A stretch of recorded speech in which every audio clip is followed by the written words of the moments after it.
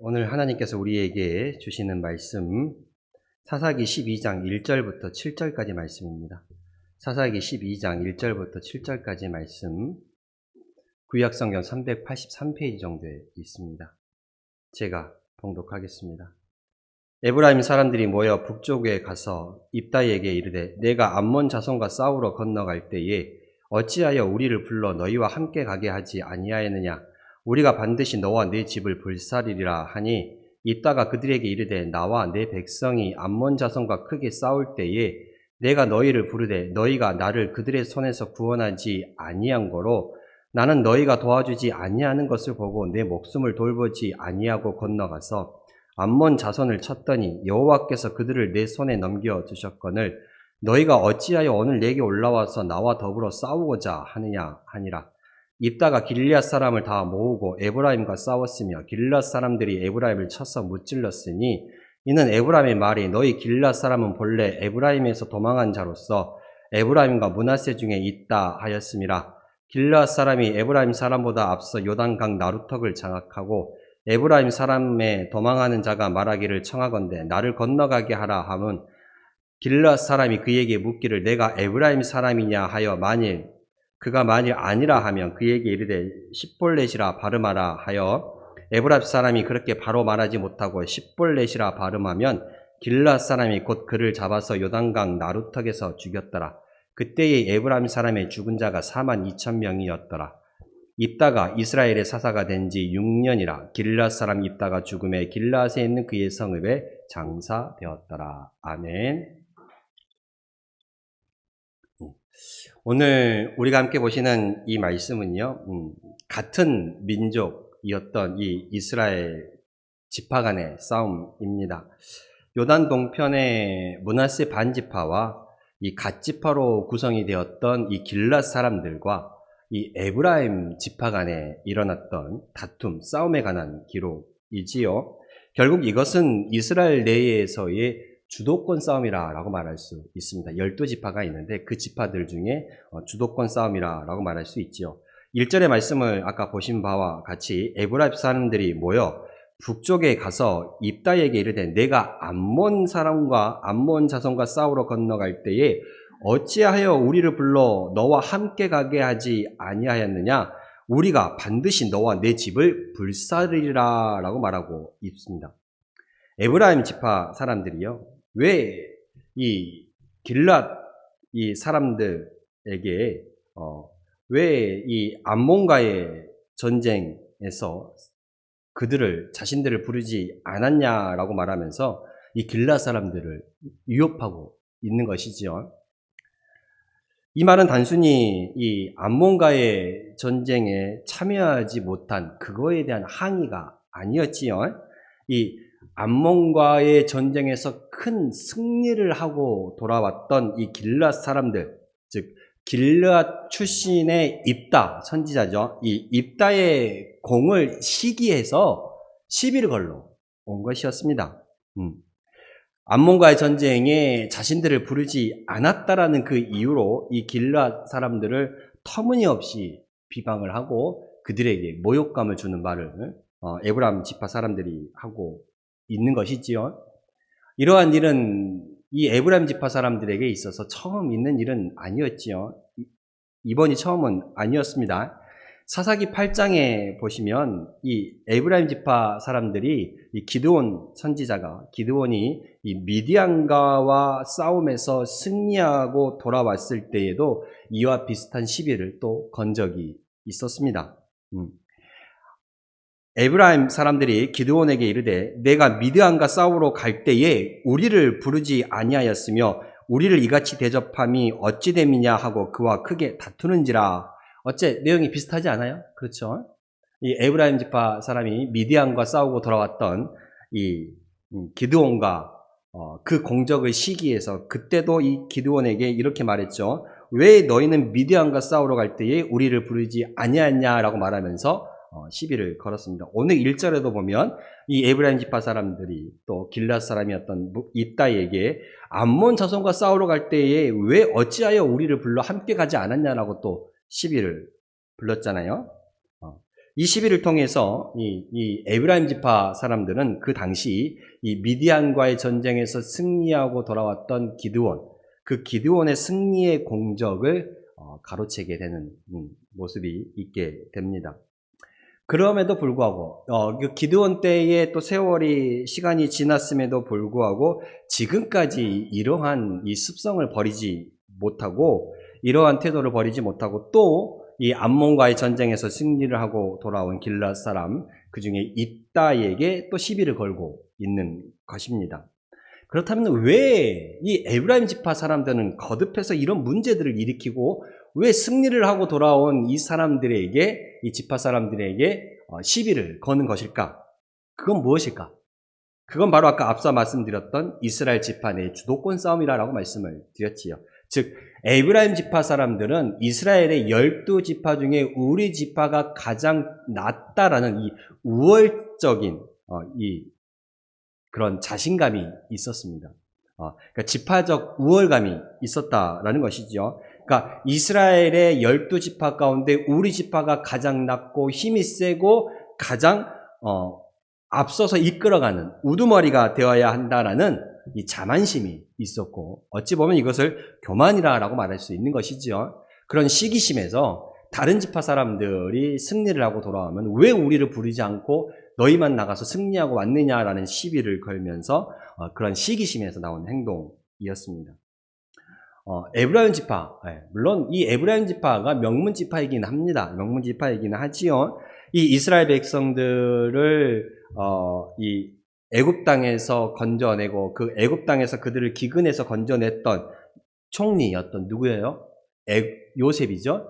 이 요셉이 에브라임 지파의 조상이지요. 그렇죠? 그리고 이 가나안 정복 전쟁을 앞서 행했던 모세의 다음 이 후계자, 지도자였던 누구였습니까? 여호수아.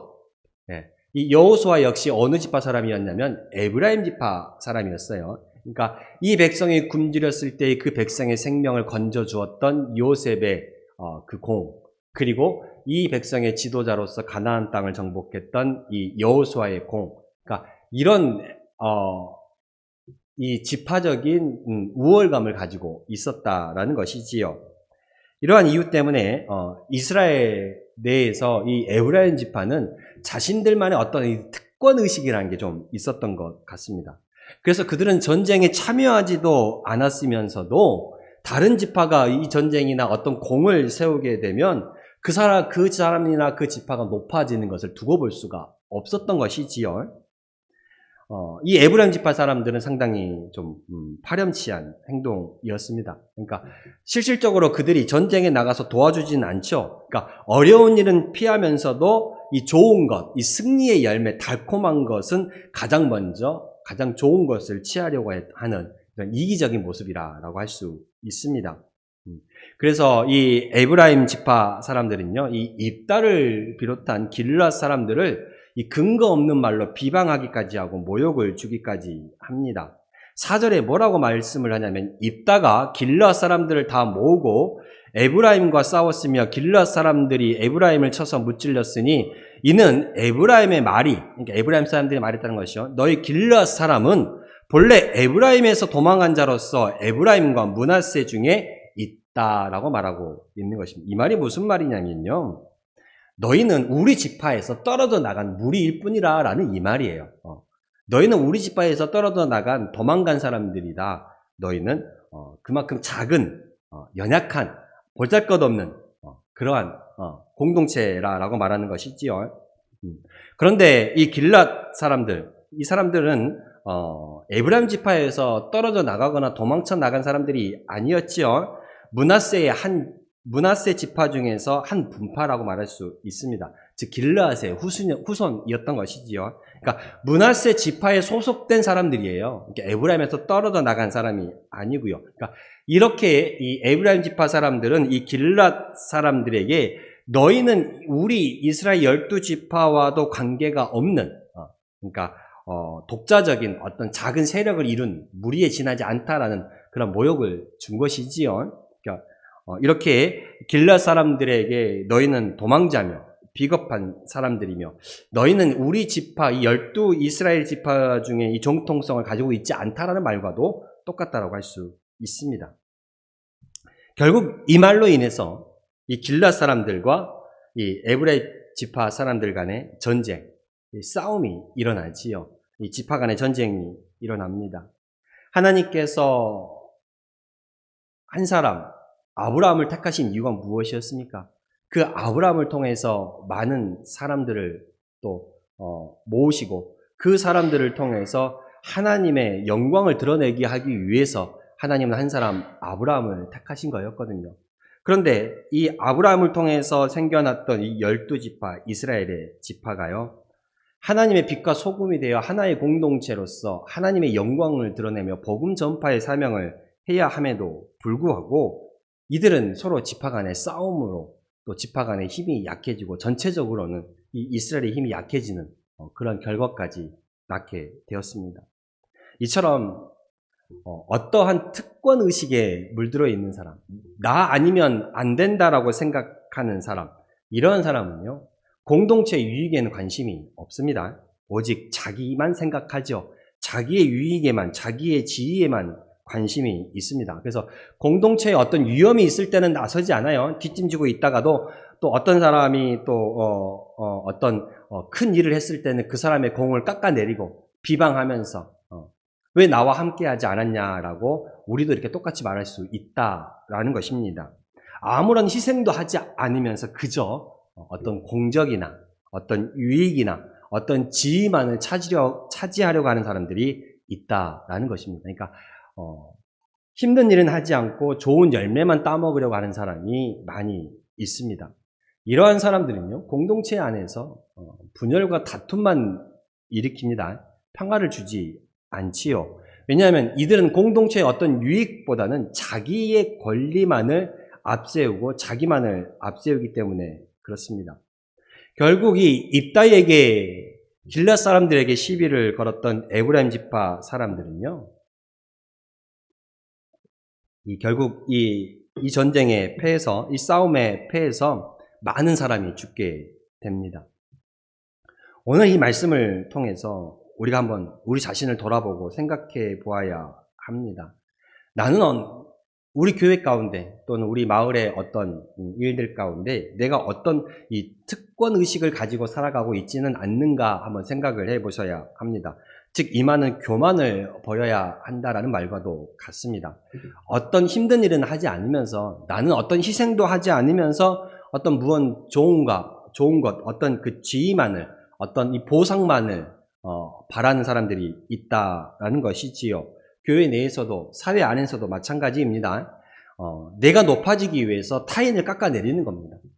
타인이 잘한 건 잘했다라고 칭찬해주고 세워지면 좋은데 뭘 그런 것 가지고 그러냐고 이렇게 오히려 그건 누구나 할 수 있는 거라고 그 사람의 공을 깎아내리거나 나와 함께 하지 않았다라고 오늘 이 에브라임 사람들이 말했던 것처럼 왜 나를 불러서 함께 하지 않았냐라고 오히려 역정을 내는 사람들도 분명히 있습니다.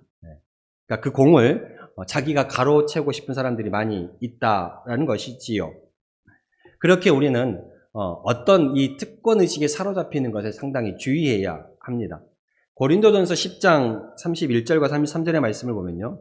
그런즉 너희가 먹든지 마시든지 무엇을 하든지 다 하나님의 영광을 위하여 하라 라고 말씀하고 있습니다. 그러면서 유대인에게나 헬라인에게나 하나님의 교회에나 거치는 자가 되지 말고 나와 같이 모든 일에 모든 사람을 기쁘게 하여 자기의 유익을 구하지 않고 많은 사람의 유익을 구하여 그들로 구원을 받게 하라 라고 말씀을 하고 있습니다. 그러니까 자기의 유익을 구하지 않고 교회나 공동체에 거치는 자, 즉 교회의 공동체에 어떤 분열이나 다툼을 일으키는 자가 아니라 무엇이든지 하나님의 영광을 위하여 하며 모든 사람을 기쁘게 하는 그러한 자들이 되어야 한다라는 말씀이지요. 또한 빌립보서 2장 3절에도 말하고 있습니다. 아무 일에든지 다툼이나 허영을 하지 말고 오직 겸손한 마음으로 각각 자기보다 남을 낮게 여기라라고 말씀을 하고 있습니다. 그러니까 자기보다 다른 사람을 더 높이라라는 말씀이지요. 우리는 공동체를 함께 생각해야 합니다.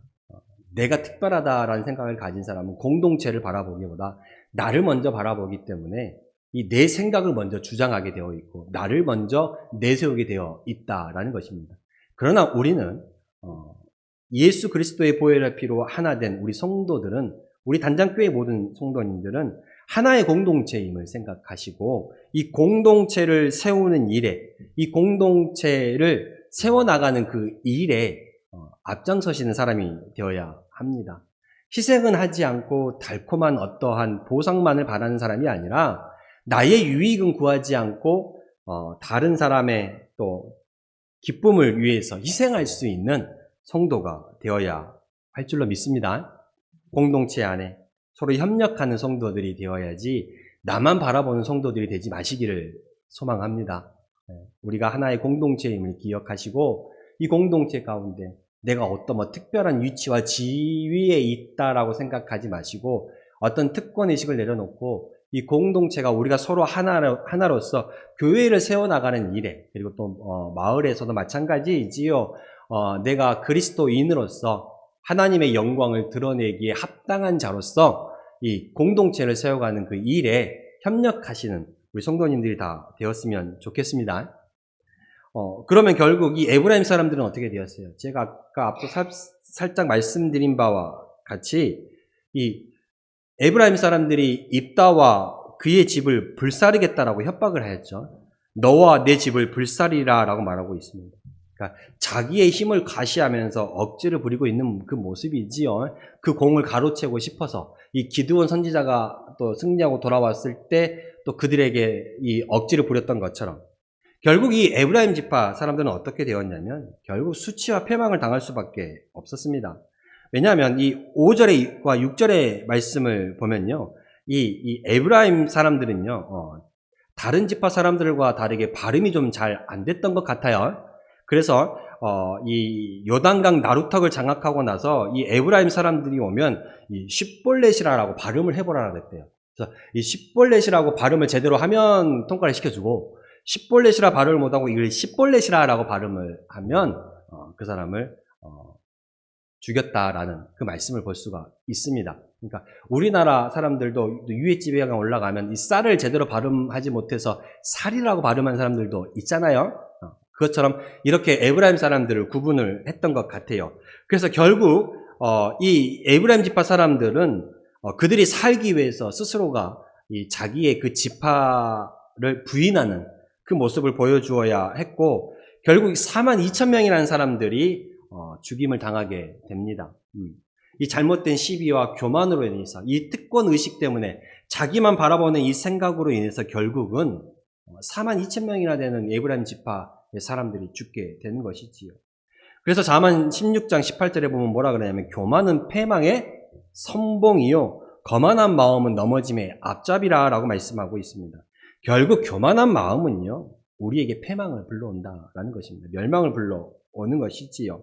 여러분 하나님은요 우리를 높이시기도 하지만 낮추시기도 하시는 분입니다. 겸손한 자를 하나님은 높이십니다. 그걸 잊지 마시고 하나님 앞에 늘 겸손함으로 나아갈 수 있기를 바랍니다. 공동체의 유익을 세우기 위해서 나를 드러내기보다 겸손히 나를 낮추면서 다른 사람을 나보다 낮게 여기며 나아가시는 성도가 되어야 합니다. 하나님은 이처럼 나보다 남을 낮게 여기며 나를 겸손히 낮추며 공동체의 유익을 세우는 자를 높이 쓰십니다. 높이 쓰세요. 우리 이스라엘 첫 번째 왕이었던 사울 기억하시나요? 그가 겸손히 자기 자신을 가장 작은 자로 여길 때 어떻게 했습니까? 하나님께서 그를 이스라엘의 첫 번째 왕으로 세워주셨습니다.